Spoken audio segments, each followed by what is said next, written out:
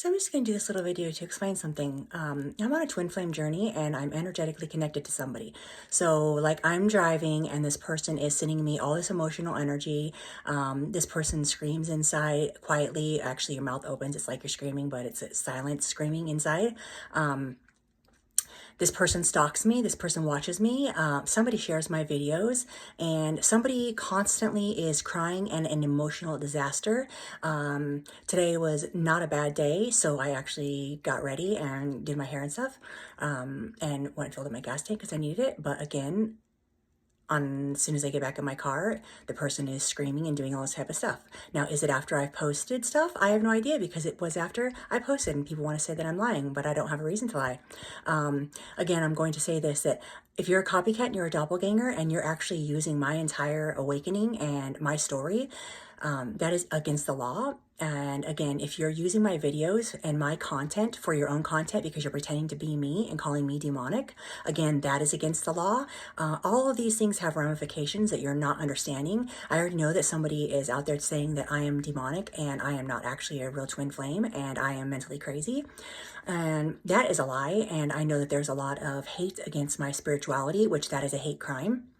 So again, I want you to understand that in the end, my prophecy is for all of this, and it includes all of the lies and all of the slander and all of this stuff. So again, there's no reason to be a doppelganger and hate yourself and try to be me. How about work on yourself? Because if you would have met me and worked on yourself and did your own shadow work, you could have been in your North Node doing what you came here for. Of course, you're not a royal bloodline like I am. My soul is royalty up in the spiritual realm, so you wouldn't get my destiny, and that's what you want. But you have to understand that my soul is royalty to God. So I sit next to God up there. You don't. So you can't be mad because I do. If you weren't demonic, maybe you could sit next to God and you could have a great destiny, but you don't because you're not a good person. You can try and lie and slander me and say I'm not a good person, but I'm so fucking good. It's pathetic.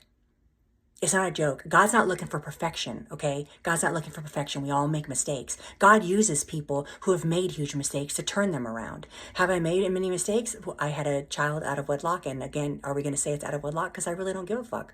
I was 21, and I raised him like grand, so I was never a bad mother. I'm not a bad person. I've never been an alcoholic. I've never been a druggie. Again, I'm celibate 7 years. So, again, I'm going to state the facts.